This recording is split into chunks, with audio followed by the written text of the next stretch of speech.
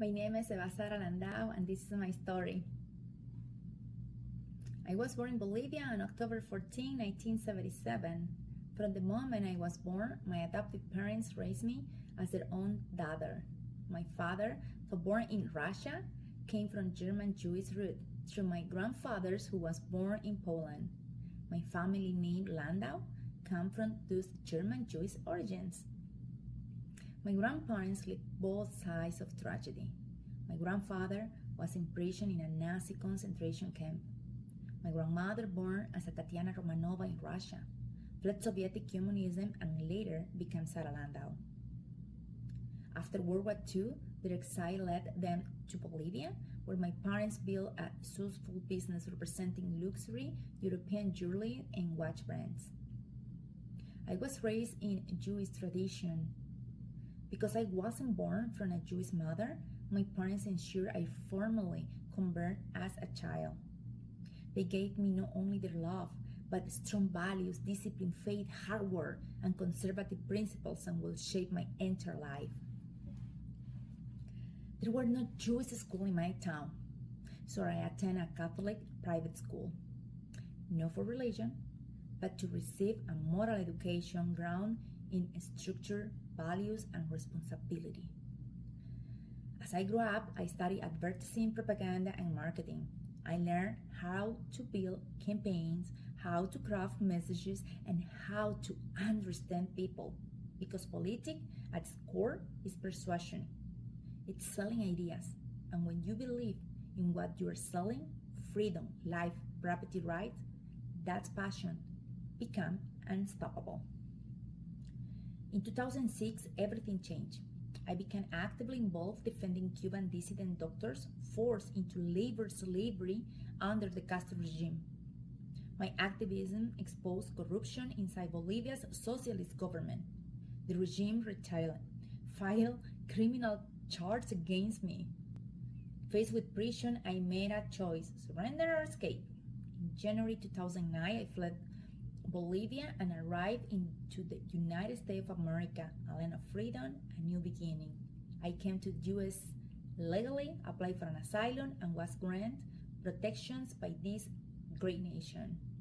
But soon I saw something troubling: the dangerous direction this country was taking under the Obama administration. Coming from socialism, I recognized the early warning signs others here could not yet see. A journalist once told me I could not criticize the president publicly. I replied firmly, "The First Amendment allows me to speak, and I will." I never stopped. In 2015, I proudly became a U.S. citizen. That oath I took was not just paperwork. It was a mission to defend the country that gave me freedom. In 2016, I became one of the stronger voices supporting Donald J. Trump in South Florida, especially among the Hispanic community. Even before it was popular, I spoke on nation media, radio, television, and public forums, warning about the danger of socialism, corruption, narco-trafficking, and terrorism spreading across Latin America. In 2018, during the U.S. midterm election, I stood alone in Atlanta on CNN in Espanol, facing 5 progressive panelists defending Trump's presidency. White House Press Secretary Sarah Huckabee Sanders personally provided me with talking points ahead of the debate. I stood firm, and we won, not by numbers, but by conviction. Before I became a strategy initiative director for the Trump 2024 campaign in Nevada, I was already working hard to advance conservative values, first in Florida, then throughout the southern region, including Louisiana and Mississippi, later in Washington state, and later supporting the caucus here in Nevada.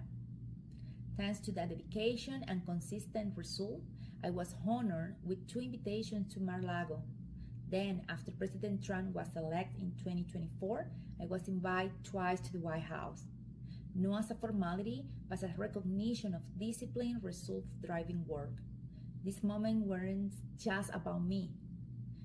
There was about the incredible team efforts that made it all possible. Because when we work together, we win together. Throughout my years in America, I have worked in numerous political campaigns from congressional and state assembly race to governmental race and presidential elections. Internationally, I have coordinated major campaigns beyond U.S. borders. One of the most remarkable efforts, leading coordination from Nevada for the historic presidential campaign of Javier Milei in Argentina, a true revolution in South America. Before that, I direct another presidential campaign for Bolivia, managing operations from the United States, coordinating across Canada, Puerto Rico, Panama, Brazil, Italy, Switzerland, and Japan. I have also served as an election observer from the United States for multiple countries, including Ecuador, Honduras, and Bolivia. As a human rights advocate, I lead the Global Human Rights League. I also serve as president of the El Oriental, a media platform that elevates voice who defend freedom and truth. Defending truth has never been a hobby. It's my calling. When I arrived in Nevada, many believed it was lost for Republicans, but I saw something else, opportunity.